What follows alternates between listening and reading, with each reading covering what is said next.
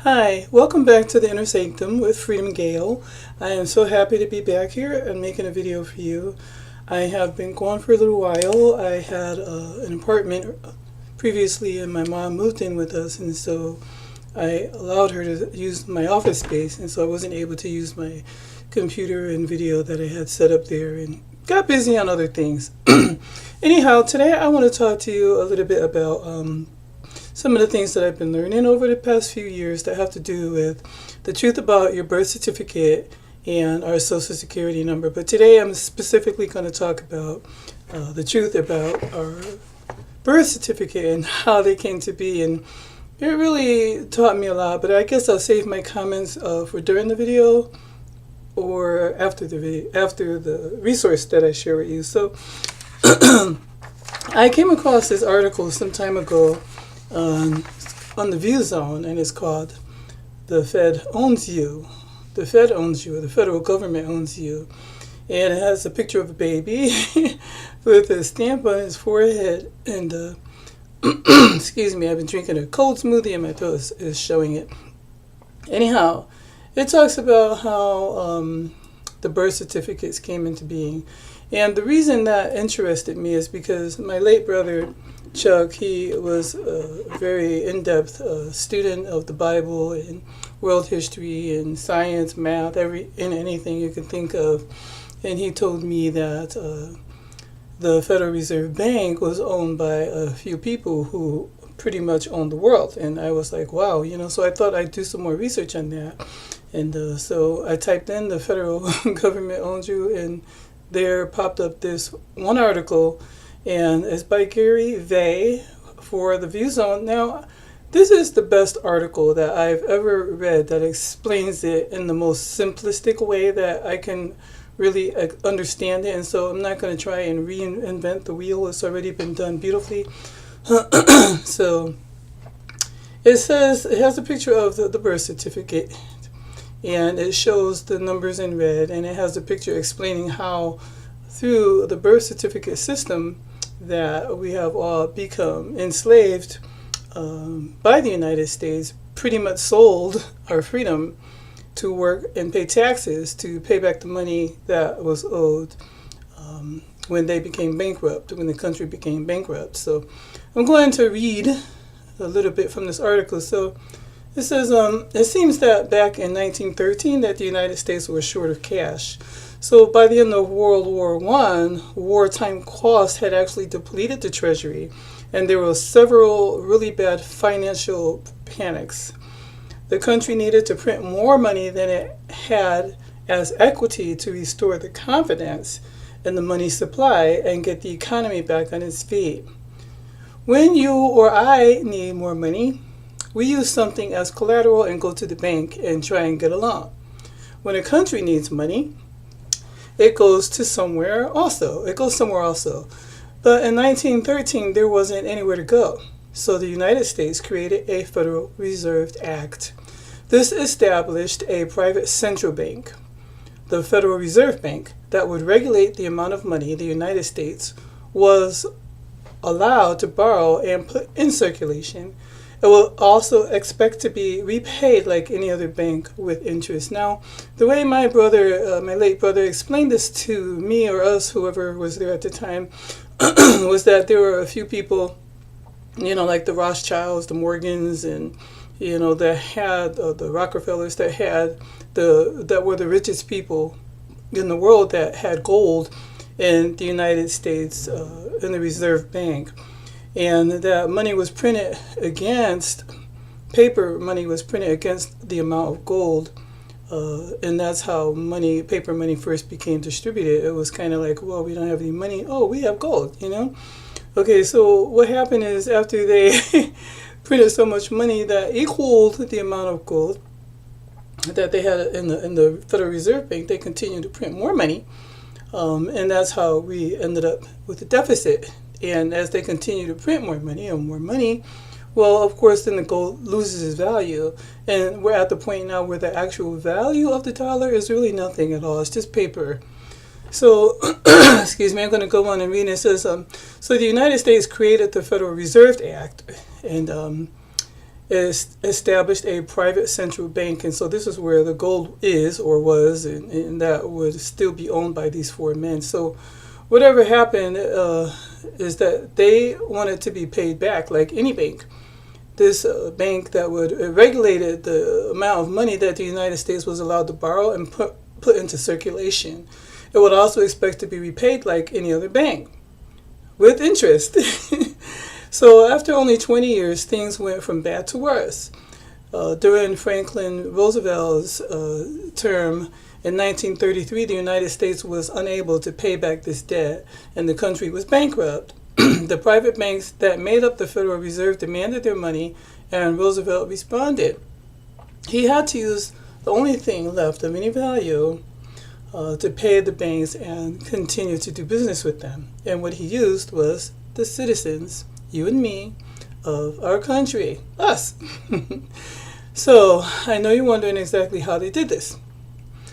Exactly how all this was orchestrated is too lengthy, the author says here, but this much can be told. The original birth or naturalization record of every U.S. citizen is on file in the official records in Washington, D.C. You can get a copy, and the property and assets of every living citizen is pledged as collateral as national debt. Within 2 weeks and 3 days of each certificate of live birth is to be filed in Washington, D.C. So within 2 weeks of the time you have a baby, you have to file a certificate of live birth in Washington, D.C. And of course, we know we do that at the hospital where they start the process for us.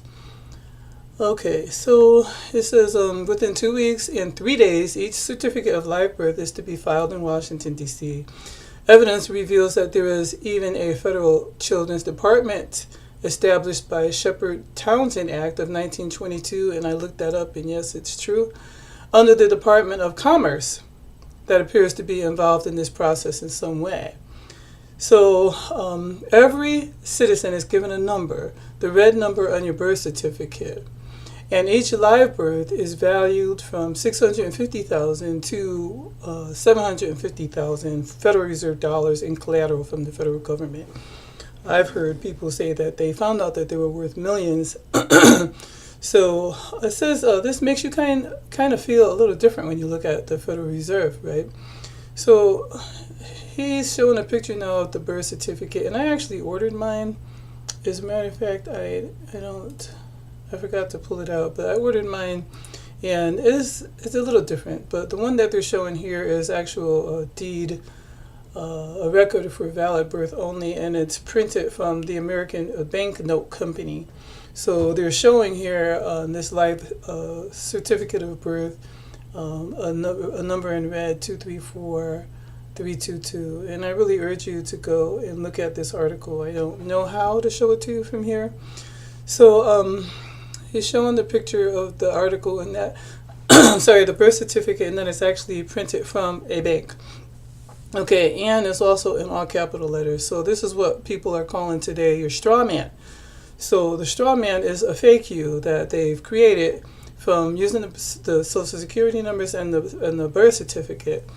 This is since the early 1960s, state governments have issued birth certificates to persons with legal fictional names using all caps. This is not lawful. This is not a lawful record of your physical birth, but rather an acknowledgement of birth of the juristic all caps names, or the legal all caps name. It may appear to be your true name, but since no proper name is ever written in all caps, either lawfully or grammatically, it does not identify who you are. Okay, so birth certificate is the government's self-created document of who you and I are. The birth certificate is the government's self-created document of title for its new property, you and me. In a way, it makes us kind of a corporation whose company name is the same as our real name, but written in all caps. This corporation then generates taxes and wealth over its lifetime, and in this way repays the collateral that Uncle Sam borrowed from the Federal Reserve. I really found this really shocking, and as a matter of fact, I continue to study more about it. how they actually came to call it a birth certificate. And he touches on that a little bit down here. And he describes what a bond is. A bond is a surety, an interest-bearing document giving evidence of a debt issued by a government body or corporation. And so this is what that bond thing printed on the bottom of the certificate was. It was actually a bond. And if you go on the website and look at the picture, you'll see that on the bottom. So it's an interest-bearing document giving evidence of a debt issued by a government body or corporation that is sometimes secured by a lien on a property and is often designed to take care of a particular financial need. And now you can find that in Webster's dictionary. So birth certificates are actually a form of securities called warehouse receipts. The items included on a warehouse receipt, as described in ASS 7-202 of the Uniform Commercial Code, the law which governs commercial paper and transactions which parallel a birth certificate. And this is how they came up with the name, or they're calling it a birth certificate. So the location of the warehouse where the goods are stored, which is the resident. The date of issue of the receipt was the date of the issue. There was a place, a resident, and a date. And then they have next in the bullet point is a consecutive number of the receipt found on the back or front of the certificate, usually in red numbers. This birth certificate would also include a description of the goods or packages containing them, name, sex, date of birth, etc. The signature also would be the last bullet point they have on the birth certificate would be the signature of the warehouseman, which may be made by his authorized agent, municipal clerk, or state register's signature. And of course, all my brothers and sisters, we all had the same name of this lady. I forget her name right now on our birth certificate. So birth certificates now appear to at least qualify as warehouse receipts. And they actually got that idea from ships, as they came into the harbor, the berth, and they called that the berth when the ship would dock. And they would have to fill out a certificate. And so they used that as a means of creating the birth certificate that we've held on to, thinking that we cannot work or we cannot do anything without this, and that it was identity, actual proof of who we are, So I know that when I was younger, my mom had all of our names and birthdays in the Bible, and that's how before 1930 that all births were recorded in your family Bibles. So it says, once a state has registered a birth document within the United States of Commerce, the department notifies the Treasury Department, uses the loan to purchase a bond. In parentheses it says, the Fed holds a purchase money security interest in the bond. Okay, so the Treasury uses the loan to purchase a bond from the Department of Commerce, okay, which invests the sale proceeds in the stock or bond market. Now I'm going to pause and read that part again because it's really important. I shared this article on Facebook. I think only 2 people read it about 4 years ago. And so I really wanted to break it down and to hope that more people would actually listen to what I'm saying, because I really feel pressed now that all these things are going on in the news. And having been a Bible scholar and ex-conspiracy theorist, that I almost couldn't sleep at night because I was so worried about all these conspiracies, and I pulled myself away from that for a while. And I'm not saying I'm going back into it, but what I am saying is that I'm starting to see how these things are really impacting my life and our life today. And so as we continue to watch what's going on in the news, we're not really paying attention to the things that we need to be aware of. Okay, so Wag the Dog was a movie we watched a few years ago, probably about 10, 15 years ago. And it talked about, and it was a true documentary. I can't remember. I think it was Reagan in office at that time. But I have to go back and look it up. I want to watch it again, actually, because what it showed was how the media, which is also owned by a few people, that have wealth in the world, and how they, kind of monopolize the news and only show us what they want us to see and how they actually make up stories is called Wag the Dog. And they make up stories in the news like war, a big war over here, or, something even more outrageous than that. And they keep us focused on that fake story so that we won't look and see what's really going on at the time, And so that was also very, just shaking my head kind of nonsense. I really couldn't believe that that we have been party to. So I'll come back to that. But what I really was thinking to say was, while we're so worried about racism, and this is also a ruse I believe that they're using now to keep us defocused on what we really need to be focused on. I don't think it's a coincidence that this is a corporation, or the United States. It's a corporation, it's a country, but it's very commercialized. And so it's a corporation, and Donald Trump is a businessman, and he doesn't pay taxes because he knows all these things. He knows that he doesn't have to. But we do. We are actually slaves, in this country. And we won't be able to free ourselves until we redeem, ourselves out of this system, till we get from underneath this system, and it is possible. And I'll talk more about that later, or perhaps in another video. So this one won't be too long. So it says, let me go back. Okay, it says the Treasury uses the loan to purchase a bond, and we talked about what that was, okay, from the Department of Commerce, which then the Department of Commerce invests the sale proceeds in the stock market.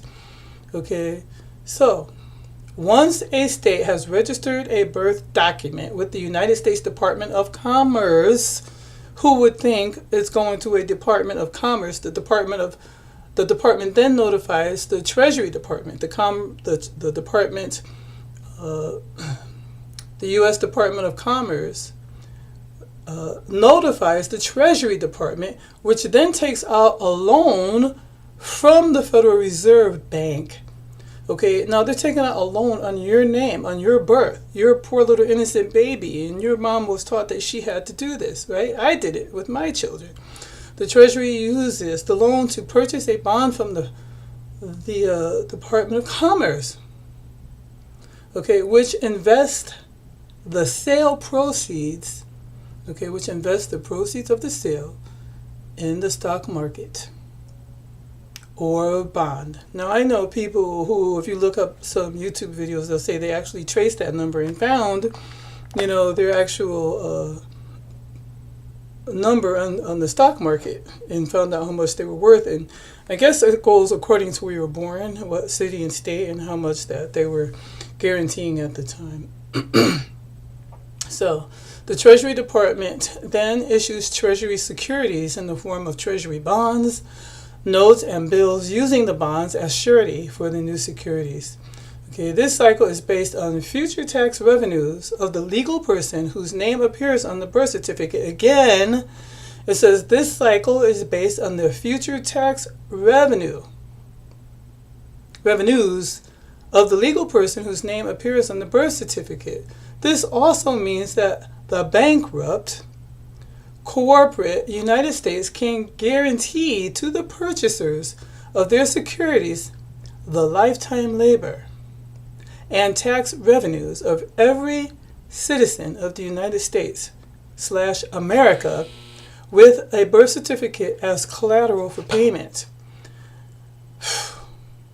I don't really feel like I need to say anything else. You should be shocked the same way I was. And I think I even left it alone for a while because I was just needed to process it, and continued. When I did dabble back in it here and there, I came up again with ways that we can actually free ourselves from the system. One is sovereignty, and another one is acceptance for value. I'm still not sure if you have to become sovereign in order to do acceptance for value.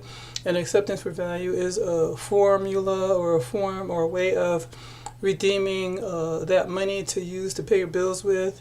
And I want to actually start a home study group so that I can start learning more about this and actually learning how to implement it in my life. and helping other people implement it so that we can become free. And I'm sure that's the dream of every human being, boy or girl, whether you're sick or maimed and you want to be free from that, or whether you're just financially strapped, or whatever it is that you want to be free from, emotional pain, So here we go. So I want you to take some time to look up this article and read it. Okay, so it says that this means that the bankrupt corporation or United States can guarantee to the purchasers of their securities lifetime labor and tax revenues of every citizen in the United States of America with a birth certificate as collateral for payment. Okay, and it says this device is initiated simply by converting the lawful true name of the child into a legal juristic name of a person. And what they do is they just use all capital letters. Now, if you notice in the mail, if you own a mortgage, or a lot of your mail will come in all caps.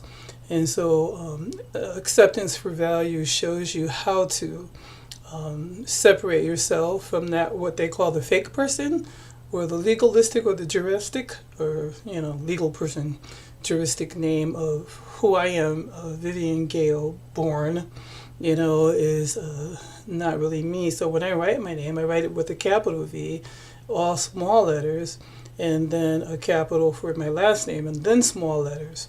So legally, we are considered to be a slave or indentured servants to various federal, state, and local governments via our state-issued, state-created birth certificates or bonds in the name of our all-cap person. Birth certificates are issued so that the issuer can claim exclusive title to the legal person created thereby. Now, there's so much information on YouTube, and I'm so grateful that YouTube is an open source of information that is not able to be manipulated by these moguls that own all the media. There's like 5, media moguls. I studied broadcast journalism for a while, and I learned that, that there was a few men that owned all, or a few men, I think they're all men, 5, they own all media, all television, and all radio stations.